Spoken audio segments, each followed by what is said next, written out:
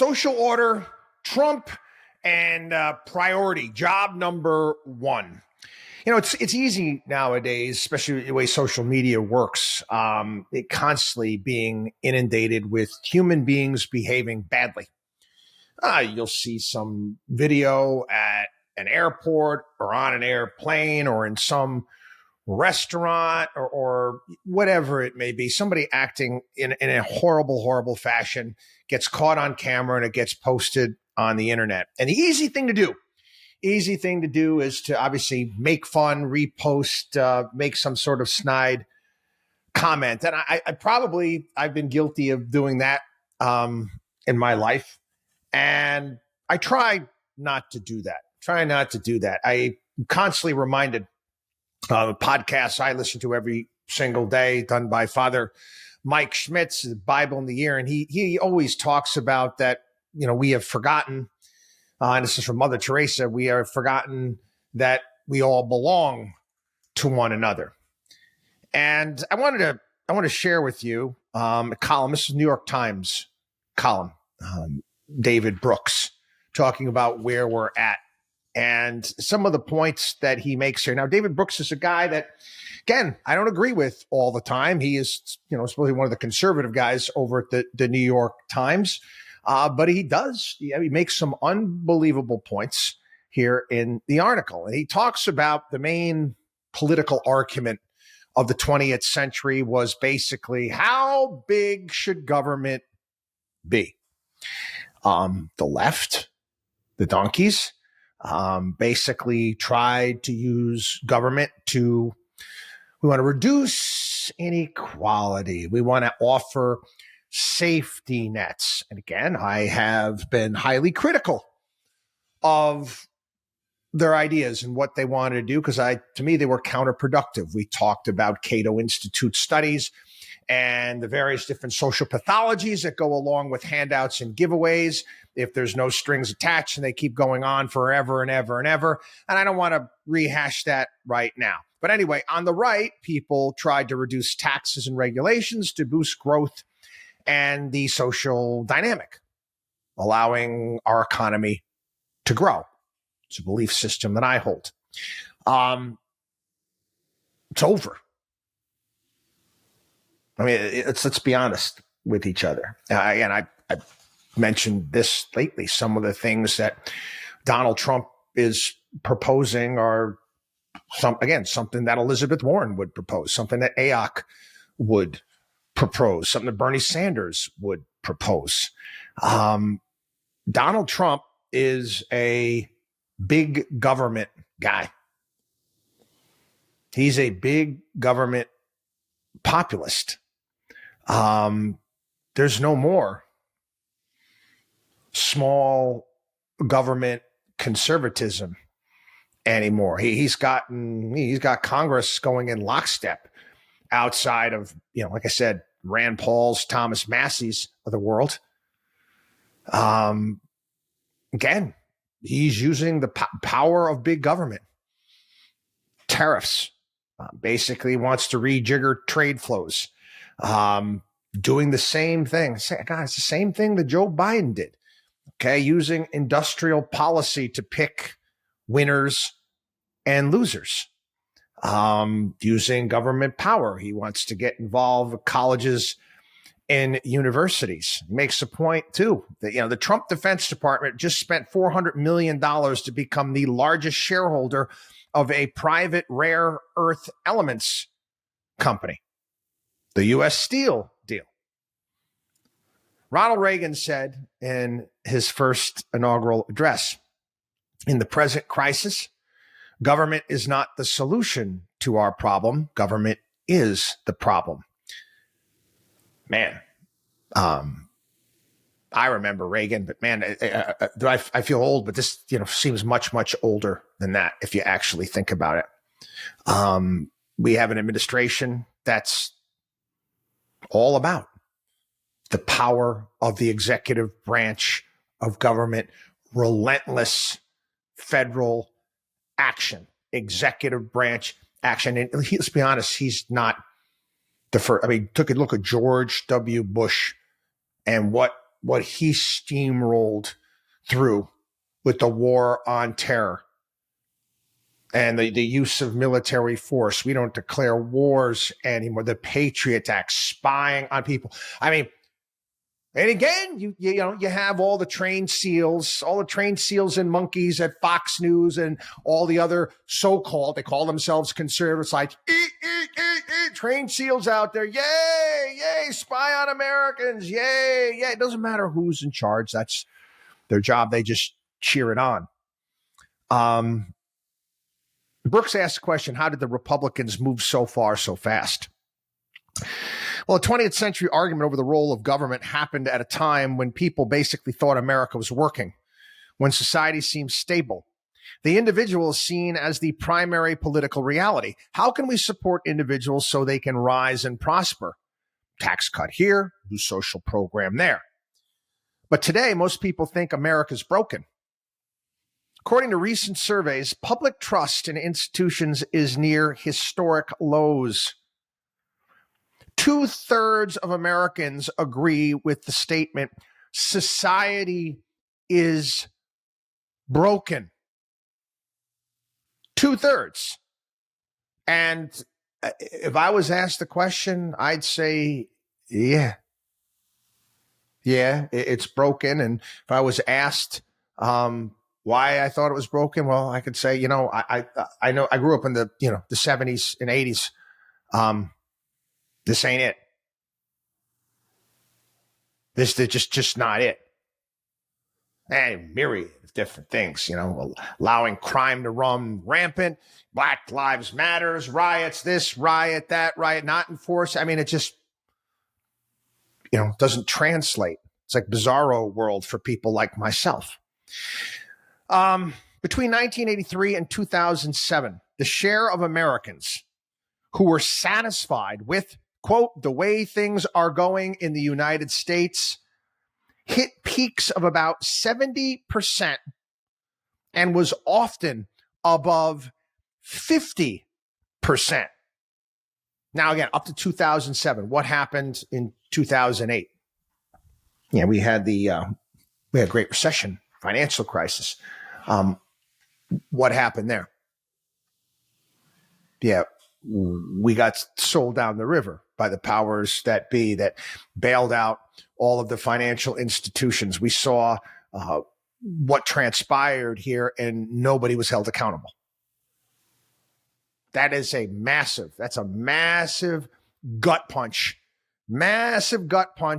to the country. We saw it in real time.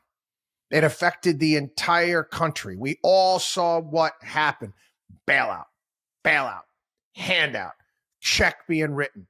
Didn't matter whether it was a Democrat, didn't matter whether it was Obama, didn't matter whether it was George W. Bush. They all did the same thing.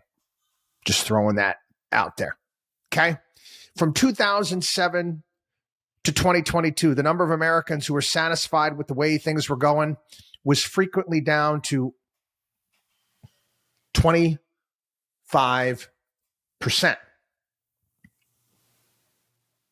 What does that say about social order here in this country? And Brooks makes a point that that's the difference. It's actually made all the difference. He writes, the French mystic Simone Weil once wrote that order is the first need of all. She emphasized that the social order is built on our obligations to one another. Again, like I said, Mother Teresa, the understanding that we all belong to one another. The texture of our trustworthy relationships. Humans need to grow up in a secure container which they can craft their lives. The social order consists of a stable family, a safe and coherent neighborhood, a vibrant congregational and civic life, a reliable body of laws, a set of shared values that neighbors can use to help build healthy communities, and a conviction that there exists moral truth. Yeah, how often do I talk about this here? Can't live in a free society unless people have values, morals, ethics. It just doesn't work. How is that neighborhood, that community of yours that, has got bought up by Blackstone, BlackRock, some private equity company? Nobody can afford to live there anymore.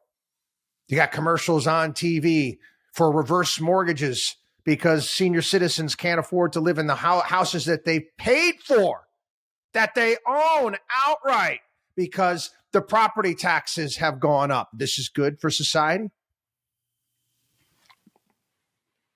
He talks about a book written in 1974, The Roots of American Order, written by Russell Kirk. And Kirk showed over the centuries certain values, practices, and institutions emerge, gradually forming the basis of American social order. Kirk wrote that the importance of the social order was best appreciated by imagining its opposite. A disordered existence is a confused and miserable existence. If a society falls into general disorder, many of its members will cease to exist at all. And if the members of a society are disordered in spirit, the outward order of the commonwealth cannot endure. This is where many of us feel where we're at. Am I wrong in that assessment? Was Brooks wrong in that assessment? Families broken apart, families that are not formed. Many areas of the country, you got neighborhood life decaying. While a lot of empty churches. That's, again, that pendulum is starting to swing, and God willing, that continues. Drugs. I mean, for years, I'm banging the drum here on this show. Nobody really paying attention. 80,000 people died this year. 100,000 people died this year. Over 100,000 people died this year. And I was like, my God, when I was in the 1980s, cocaine was the thing, and the crack epidemic. And, the highest death totals that they had during that whole period was around 10,000. Yet we don't do anything. We watch videos online, the videos online of these areas in Philadelphia with people on trank or whatever it is. They're hunched over. They can't move. How is this okay?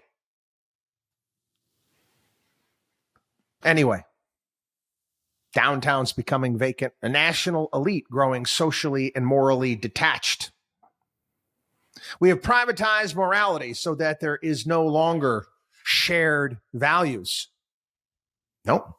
And again, got a lot of this through the university system as well. The educated class, increasingly far, far left.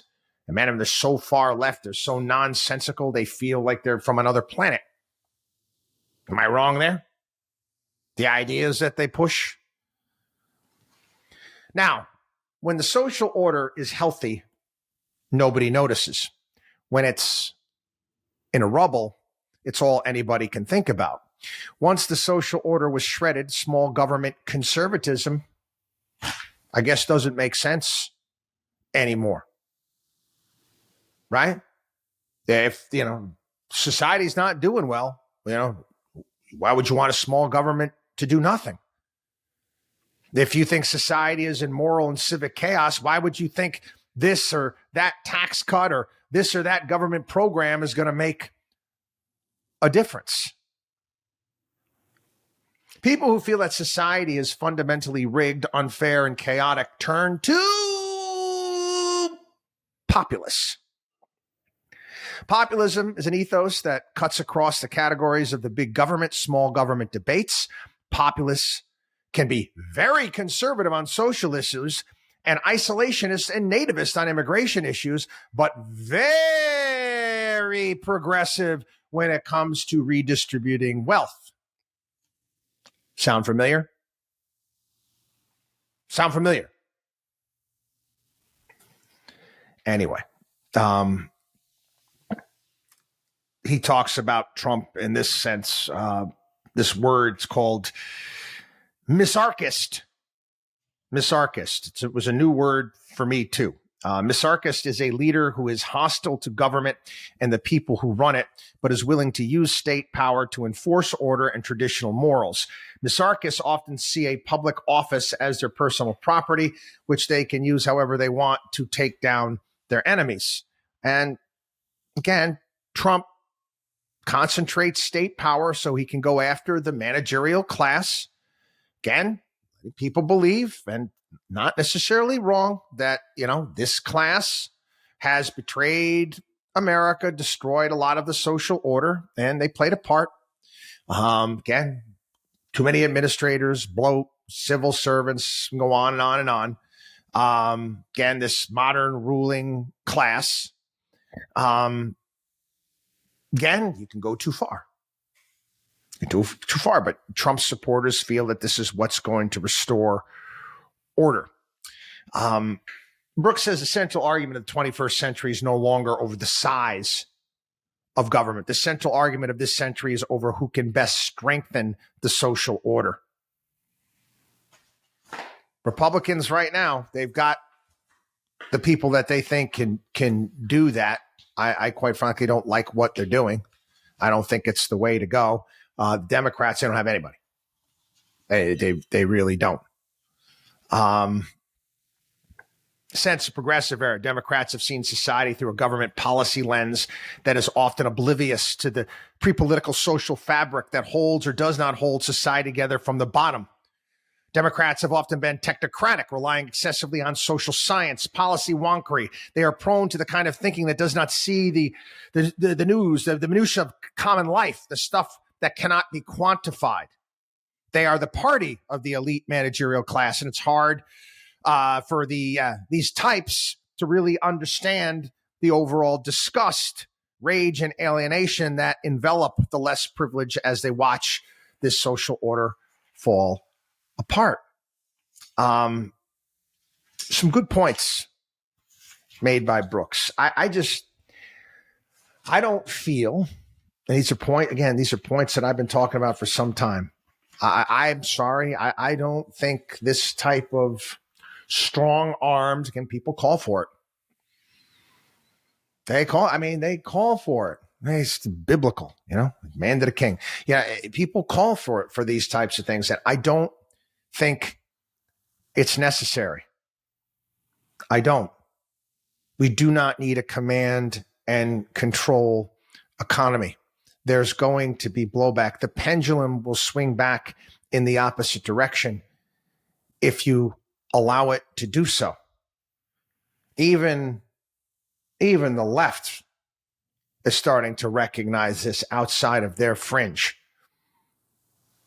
Even they understand the direction is not working anymore. Again, issue number one, yeah, we got to understand that we all belong to one another and restore that social fabric. Priority job one. It ain't going to be easy. Watchdog on Wall Street.com.